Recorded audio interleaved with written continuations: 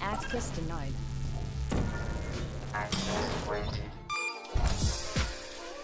Okay, so breaking news: an apparent affidavit was released of a whistleblower from ABC News claiming that they can verify that, in fact, the Trump Harris debate from ABC was biased towards the fact checking and, of course, presenting the questions towards Harris. We're going to go ahead and read this entire affidavit. I don't know how real this is because everything is blacked out, and I guess anybody can go ahead and type up a Word document, but, it's whatever you want to believe, but we're going to go ahead and just read this. So, of course, they have this stuff blacked out when it comes to the name and the seal of notary, but it says, so-and-so being dutifully sworn do hereby make the following statement under penalty of perjury. My name is blank. I reside in blank, New York. I have worked for ABC News for over 10 years in various technical and administrative positions. Since the acquisition of ABC News in 1996, I have observed significant transformations in the nature of news reporting at the organization. These changes suggest a shift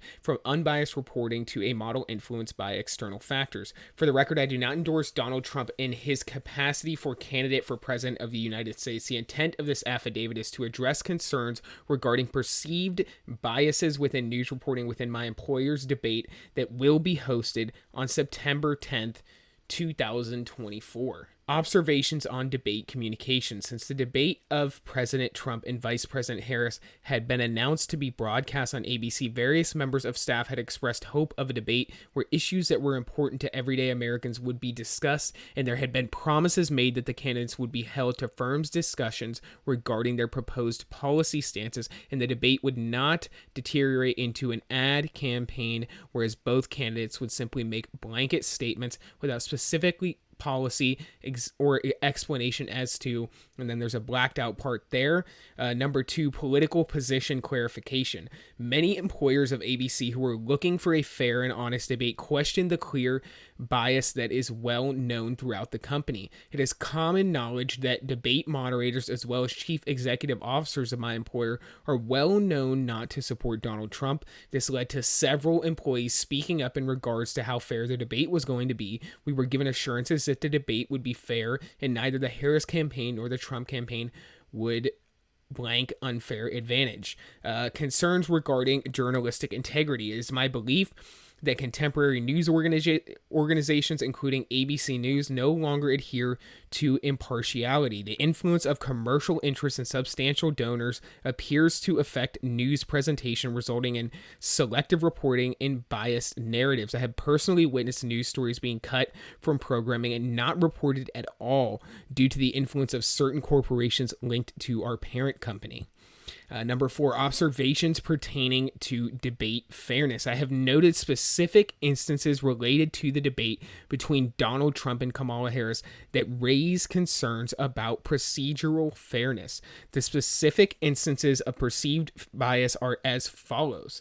The Harris campaign received particular accommodations, including but not limited to the providing of a podium significantly smaller than that used by Donald Trump, and assurances regarding split-screen television views that would favorably impact Kamala Harris's appearance relative to Donald Trump. It was agreed that Donald Trump would be subjected to fact-checking during the debate, while Kamala Harris would not face comparable scrutiny. This was widely known throughout the company that Donald Trump would be fact-checked. In fact, various people were assigned to fact-checked observations it was perceived candidate Trump would make during the debate. In fact, Harris campaign required assurances that Donald Trump would be fact-checked. This was done via multiple communications with the Harris campaign, whereas the Trump campaign was not included in the negotiations.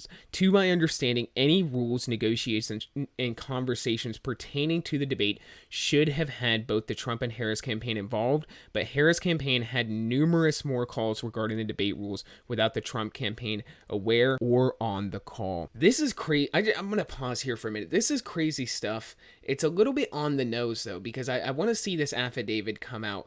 Of course, with everything blacked out, not being blacked out so that we can verify that this is real.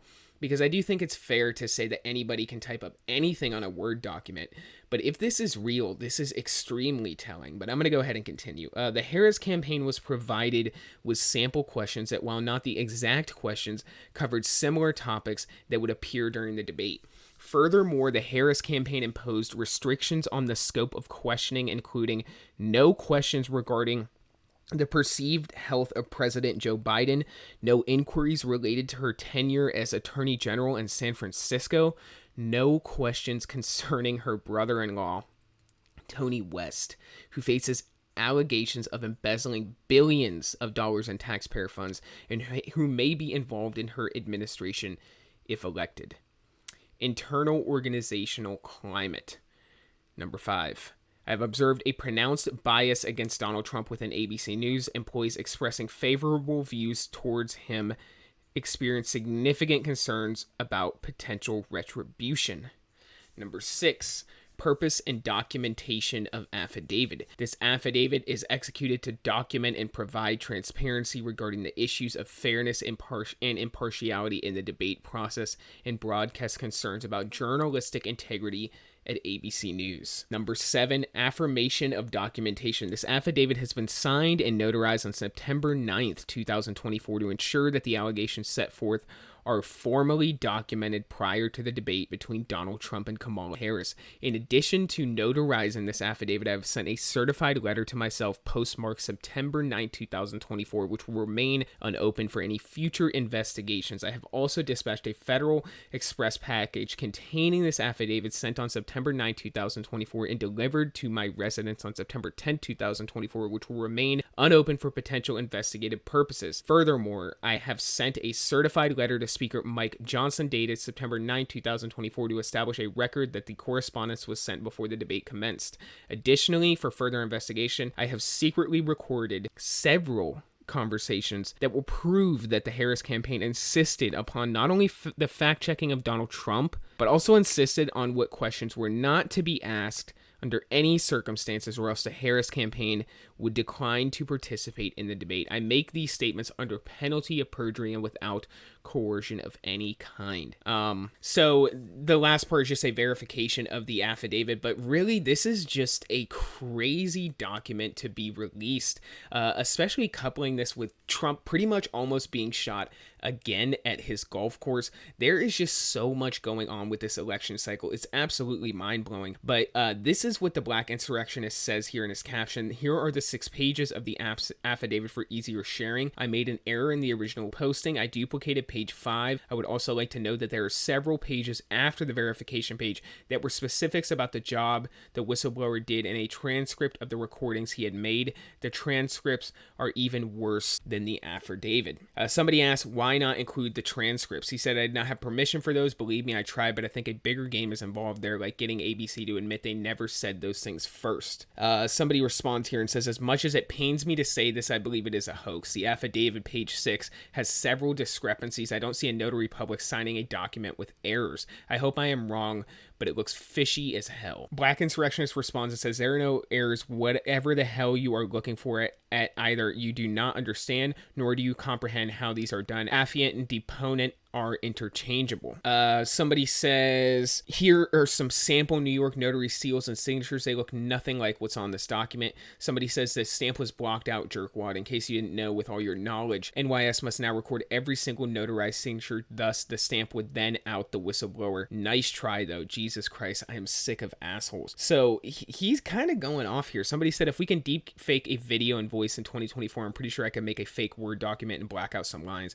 I'll believe it when there's a face attached. Somebody said, dude, I understand what you were saying, but ABC is already buckling under the pressure. They have admitted now that the planned fact check was for Trump only, just like the affidavit said. So we're going to see how this entire event unfolds. I'm just kind of reporting on this to give you guys this information. It does seem like this affidavit is legit, but with all of this stuff blacked out and with there being no way to verify that this is real, and of course anybody can type up a Word document and make it look like this, of course there's a chance that it's fake, but there is just no denying either way, with this affidavit aside, that they were completely fucking biased towards Trump in a way that I just haven't seen in any debate. They were just so completely ballsy with this. It was crazy. It seems like they're going to whatever steps they have to take to get Kamala Harris elected. But I think what this does prove is that if they're going through all this efforts to manipulate Kamala Harris's image, to manipulate whether it's, mail-in ballots and manipulating the votes votes themselves or just manipulating people's perception of Trump, it tells me that the system is a little less rigged